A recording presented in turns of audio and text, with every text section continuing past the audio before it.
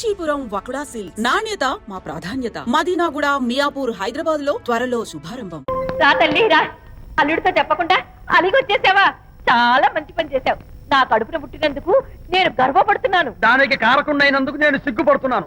ఆడపిల్ల అడిగి అత్తవారి నుండి వచ్చేస్తే 4 మంచి మాటలు చెప్పి పంపించాల్సింది పోయి వెనకేసుకొస్తావా వేరు పెనుక అన్నాడు సుబ్బాయమ్మ భర్త తన భార్యతో. శాంతి, శాంతి. అల్లుడు గారా, రండి రండి. ఏమిటి శాంతి, మాట మాత్రమే చెప్పకుండా వచ్చేసావు? మాట వినని మనిషితో చెప్పి రావాల్సిన అవసరం నాకు లేదు. సర్లే, పద ఇంటికి. ఏ ఇంటికి? మన ఇంటికి. ఇల్లాలి మాటకు విలువలేని ఆ ఇల్లు, దాని ఇల్లు ఎలా అవుతుంది? మీరు ఆపుతారా? శాంతి, నువ్వు చిన్న విషయాన్ని పెద్ద విషయం చేస్తున్నావు. చిన్న విషయమా? ఇది చిన్న విషయమా? పెళ్లిలో అది మీతో రాసుకు పూసుకు తిరుగుతుంటే చిన్న విషయం అని సరిపెట్టుకున్నాను. నడి బజార్లో మీరు దాన్ని కౌగులించుకుని ఓదారుస్తున్నానని చెప్తే చిన్న విషయం అని సర్ది చెప్తున్నాను. ఇప్పుడు నా కౌగులి కంటే దాని లోగిలే ముఖ్యం అనుకోవడం చిన్న విషయం అని నేను అనుకోవట్లేదు. శాంతి, ఆ రోజు నాతో షిడ్నీ షెల్డన్, జెఫ్రీ ఆర్చర్స్ నవలు చదివేదాన్ని ఆ మాత్రం నాకు తెలియదా అన్నావు. అంతంతలా పుస్తకాలు చదవడం కాదు, మనుషులను చదవాలి, వాళ్ళ మనసుల్ని అర్థం చేసుకోవాలి. బయలుదేరు. అబ్బో, ఇప్పటికే నిన్ను నీ ఫ్రెండ్ ని ఎక్కువగా అర్థం చేసుకున్నావు. అందుకేనండి చాలా ఎక్కువగా మాట్లాడుతున్నారు. ఇది మా మొగుడు పిల్లల మధ్య సమస్య, మీరు అనవసరంగా జోక్యం చేసుకోకండి. ఇప్పుడు సమగా ఉందా? శాంతి, ఇంతకీ నువ్వు ఇంటికి వస్తావా రావా? వస్తాను, కానీ ఒక కండిషన్ మీద అయితేనే వస్తాను. ఇక మీరు అనితింటికి వెళ్ళకూడదు, తనతో మాట్లాడకూడదు.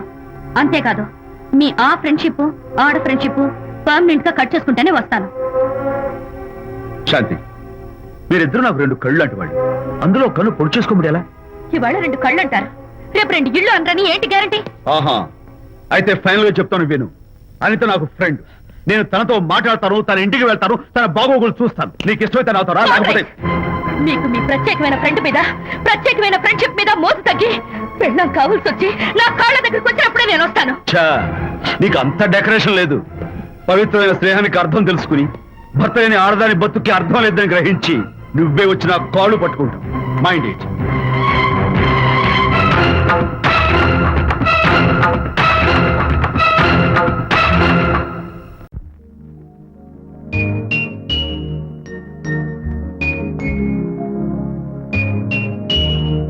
అమ్మా, ఆ బొమ్మ చూస్తుంటే నీ బాధ ఏమిటో నాకు అర్థమైంది తల్లి. నీకు సీమంతం జరిపించలేదనేగా, నీకు సీమంతం జరిపించడానికి పైసా కూడా లేని దరిద్రుడి క్షమిస్తమ్మా.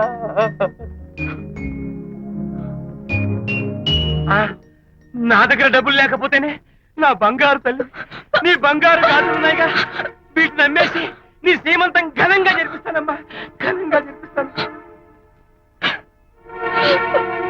అమ్మా, సీమంతానికి వచ్చిన వాళ్ళు భర్తే లేని నీకు సీమంతం ఏమిటని కొంతమంది, అసలు నీ భర్త ఏమయ్యాడు అని కొంతమంది అడిగి నిన్ను బాధ పెడతారు. అందుకని వద్దమ్మా, సీమంతం వద్దు వద్దు. దీన్ని కూడా అమ్మేసి ఎక్కడైనా సీమసారా తాగి ఏడుస్తూ బాధపడతా.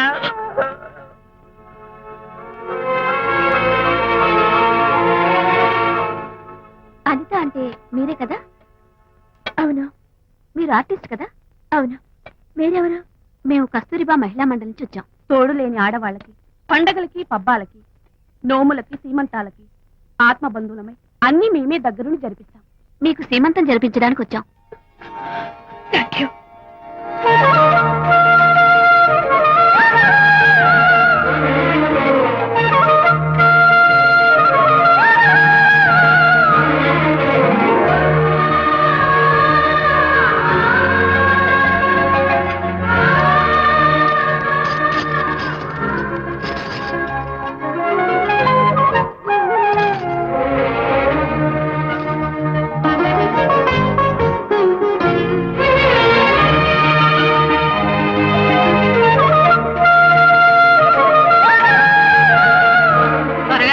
ఆ 1 2 4 6 8 10 15 18 19 20. అనిత, ఏమిటి డెకరేషన్ అంతా? విజయ్, ఇవాళ నాకెంత సంతోషంగా ఉందో తెలుసా? జరగదనుకున్న సీమంతో ఎవరో మహిళా మండలి వాళ్ళు వచ్చి జరిపించారు. గ్రేట్. ఆ తర్వాత చెప్తాను, ముందు ఆశీర్వదించు. Sure sure. God bless you. మరి గంధం? నేను వస్తాను. Thank you. మంగళహారతి ఇచ్చి పాట కూడా పాడినా జస్ట్ చేయడానికి వస్తాను.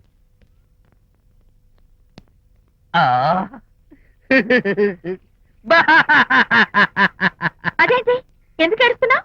ఇది ఏడుపు కాదు, సంతోష తరంగాలు. నీ సీమంతం జరగడం కోసం, జరపడం కోసం విజయ్ చేసిన త్యాగాన్ని తలుచుకుంటే నా గుండె చెరువయ్యి కోట్లో అవుతోంది. 10,000 ఖర్చయితే అయ్యాయి, కానీ మీ అనుబంధాన్ని, ఆత్మీయతను చూడగలిగే అదృష్టం నాకు కలిగింది. 10,000 ఖర్చు అవడం ఏమిటి? నీకెవరూ లేరని నీ సీమంతం చేయడం కోసం మహిళా మండలి వాళ్ళకి డబ్బులిచ్చి ఈ ఏర్పాట్లన్నీ చేశాడు విజయ్. ఊ! హరిశ్చంద్ర, అనవసరంగా నోరు జారానే. ఈ విషయం విజయ్కి తెలిస్తే నన్ను కాటి కాపర్ని చేస్తాడే. అబ్బా!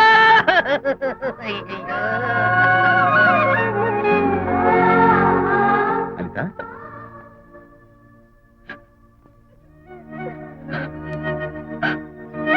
ఏయ్, ఏంటిది? విజయ్, నీకు చేతులెత్తి దండం పెట్టాను. నీ ఒళ్ళో పడుకుని ఏడవాలు నాకేమర్థం కావడం లేదు. అనిత, ఏమైంది నీకు? నా చిన్నప్పుడే మా అమ్మ చచ్చిపోయింది. అమ్మ ప్రేమ ఎలా ఉంటుందో కూడా నాకు తెలీదు. అమ్మ మనసుతో ఆలోచించి నాకు సీమంతం జరిపించిన నీలో నాకు అమ్మ కనిపిస్తోంది. అనిత, నో,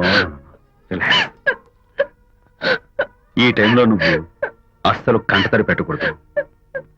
అయ్యగారు, కోడలు గారు ఇంటి నుంచి వెళ్ళిపోయినాక పదార్థాలు అన్ని ఖాళీ అయిపోయిన గిన్నెలాగా ఇల్లంతా బోసిపోయిందండి. అవునండి, అబ్బాయి గారు కోడలు గారు ఎప్పటికైనా పాలు పంచదారలాగా కలుస్తారంటరా?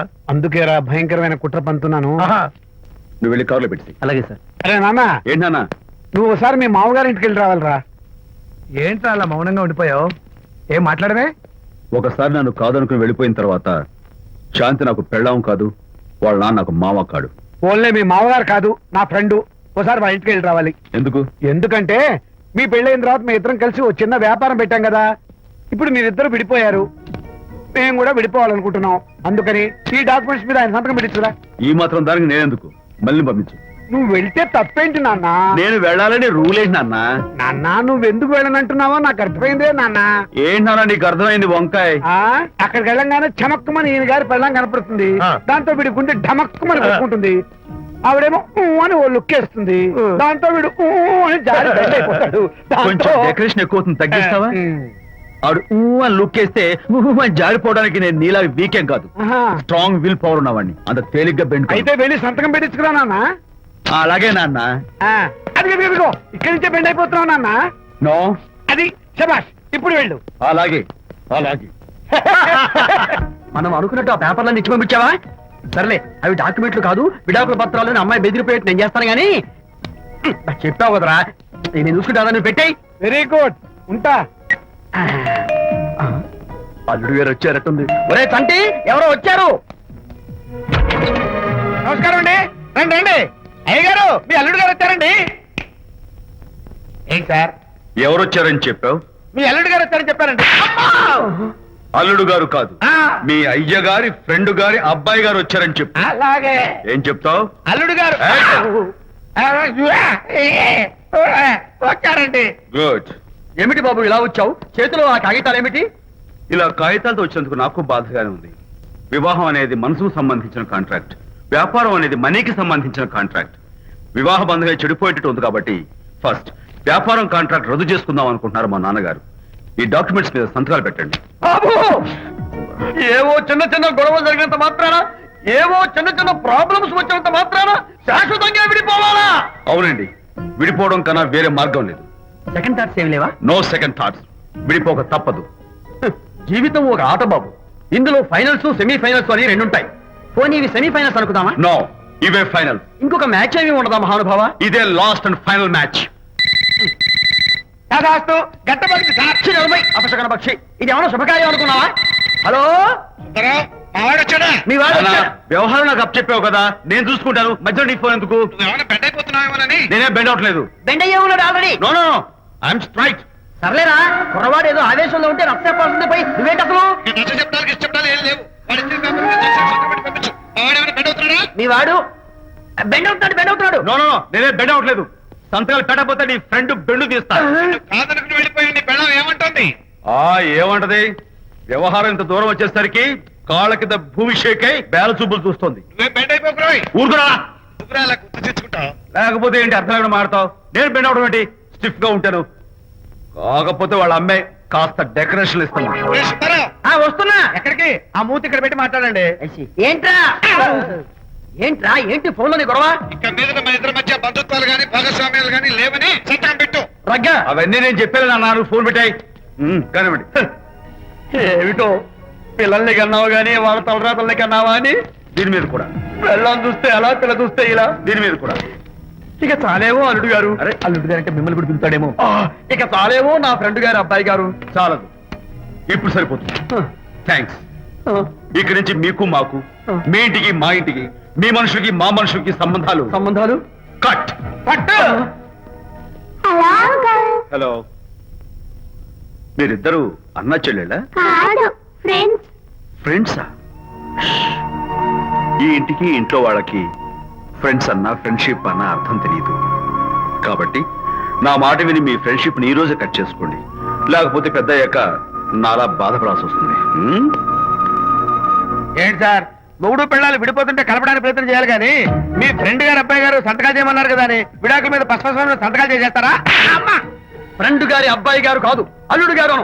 అల్లుడు గారు అంటే ఆయన పీకుతారు, ఫ్రెండ్ గారు అబ్బాయి గారు అంటే మీరు పీకుతారు. నాకేం అర్థమైతే అవటం లేదు. ఓరి పిచ్చి విధవా, అల్లుడు గారు సంతకాలు పెట్టించుకుంది విడాకుల పత్రాల మీద కాదు, వ్యాపారంలో విడిపోయే పత్రాల మీద. నిజమేనా? అంటే అవి బిజినెస్ డాక్యుమెంట్సేనా? అప్పుడే అంత రిలీఫ్ ఫీల్ కాకమ్మా. ఇవాళ వ్యాపారంలో విడిపోవటం కోసం వచ్చాడు, రేపొద్దున విడాకుల కోసం వస్తాడు. పంతాలు తగ్గించుకుంటే మంచిది. వాళ్ళకి ఎంత పంట ఉంటే మనకు లేదా? అసలు ఇదంతా నీ వల్లే వచ్చింది, పరికి మానుందానా అన్నాడు సరళ తండ్రి తన భార్యతో. ఈ నవల్లో కావాలంటే చదువుకో.